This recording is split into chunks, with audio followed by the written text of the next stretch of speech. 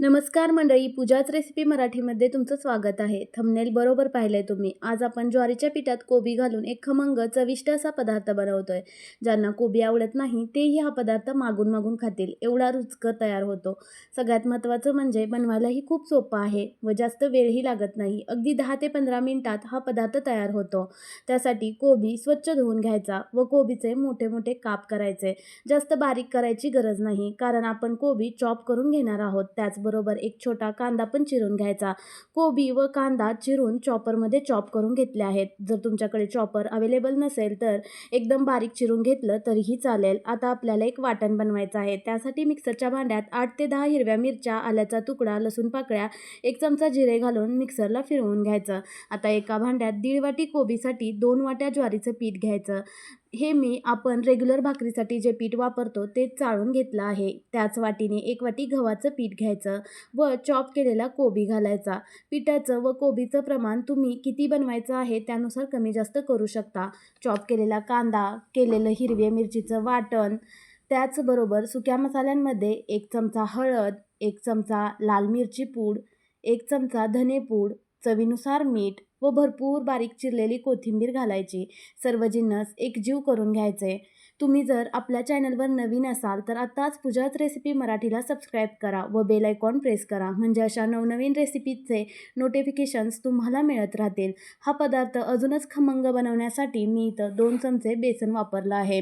बेसन पिठाने पदार्थाची चवही वाढेल व तयार होणारा पदार्थ खुसखुशीत तयार होईल.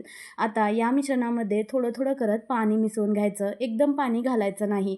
ना जास्त पातळ ना जास्त घट्ट, अगदी हाताने सहज पसरवता येईल असं हे पीठ भिजवून घ्यायचं आहे, म्हणजे तव्यावर सहज थालीपीठ पसरवता येईल. आज आपण कोबीचे खमंग, चविष्ट व पौष्टिक असे थालीपीठ बनवत आहोत. तवा गरम झाला की तव्याला तेल लावून घ्यायचं व हाताला पाणी लावून तयार पिठातून गोळा घेऊन हलक्या हाताने तव्यावर थालीपीठ पसरवून घ्यायचं.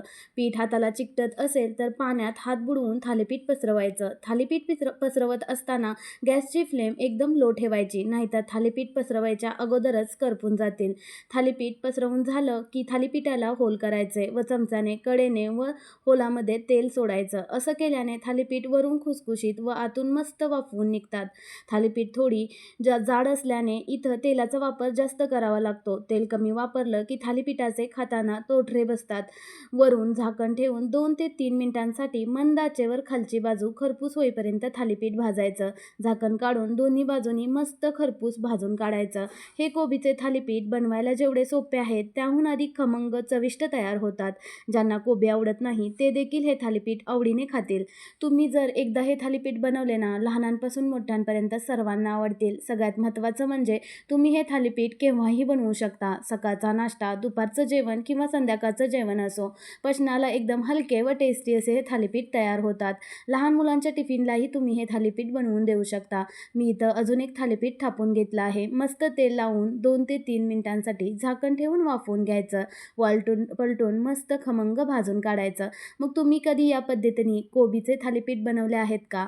व माझ्यासारखे तुम्हालाही हे कोबीचे थालीपीठ आवडतात का? कमेंटमध्ये नक्की सांगा. एकदा माझ्या या पद्धतीने कोबीचे थालीपीठ बनवून गरमागरम मस्त दहीबरोबर खाऊन बघा. भेटू पुन्हा एका नवीन रेसिपीसोबत. तोपर्यंत मस्त खा आणि स्वस्त रहा. Thank you for watching.